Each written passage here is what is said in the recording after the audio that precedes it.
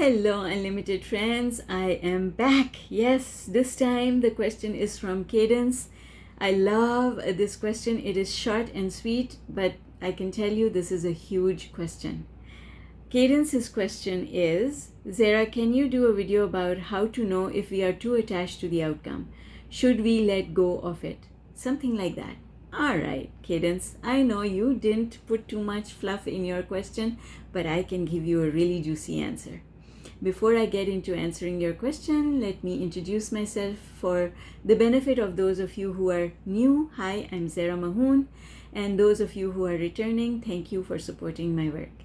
So, I am the author of 15 books on the subject of law of attraction. My 16th book is on its way. I'm writing away these days, and soon it will be complete. You'll hear about it when it is.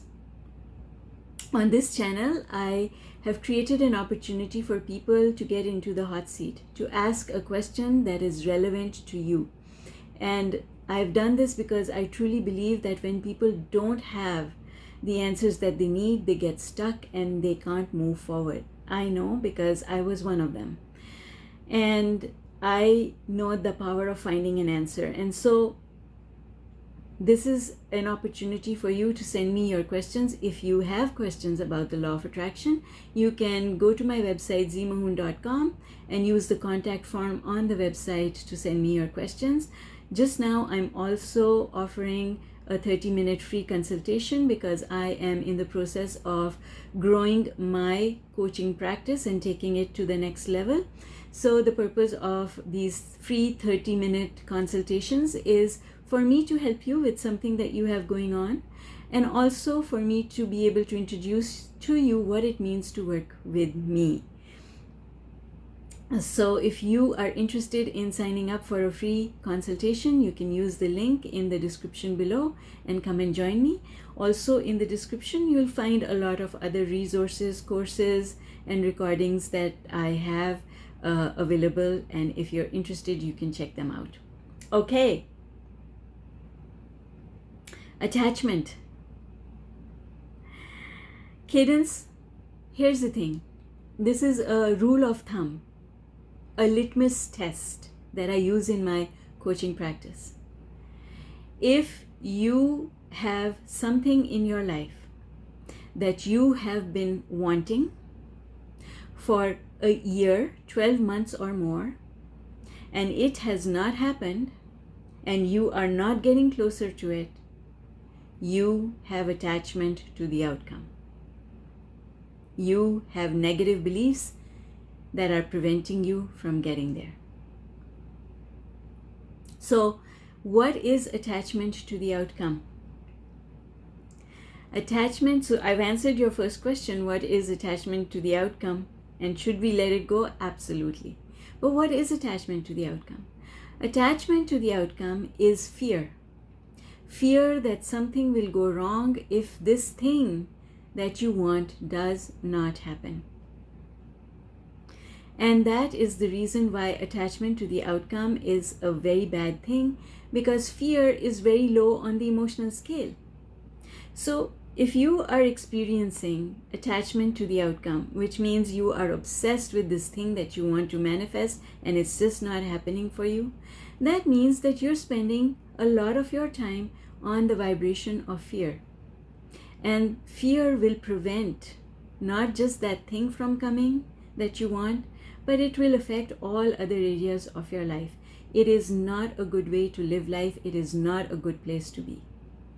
And so, should you let go of your attachment to the outcome? Yes, absolutely.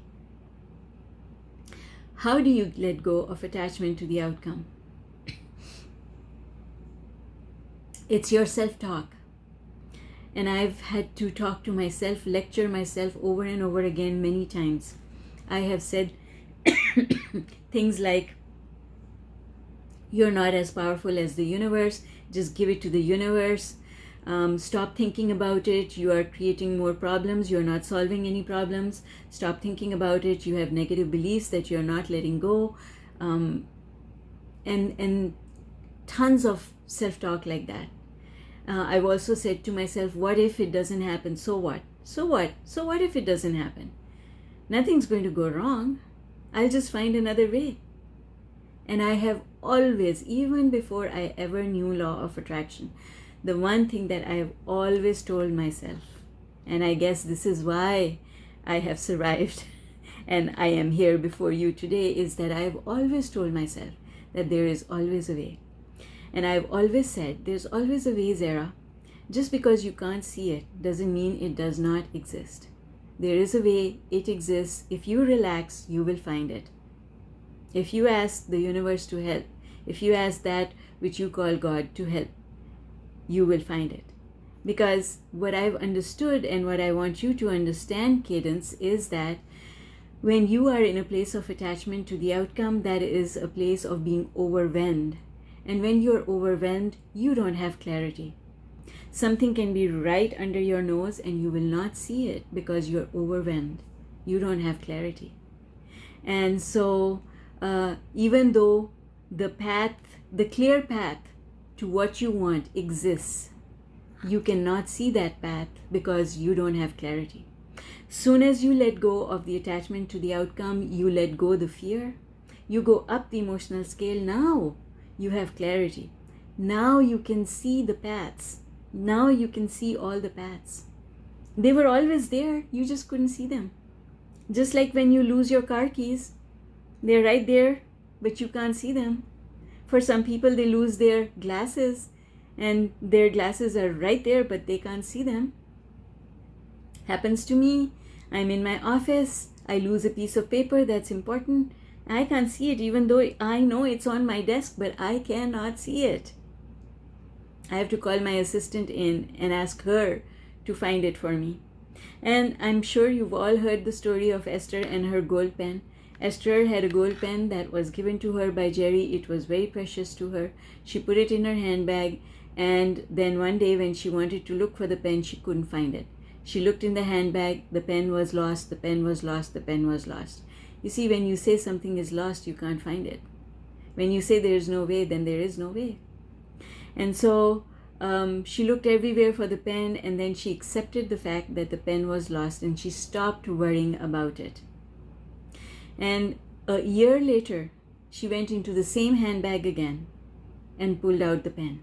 It was always there. It was in that handbag, but she could not find it because she was overwhelmed with the feeling that the pen was lost.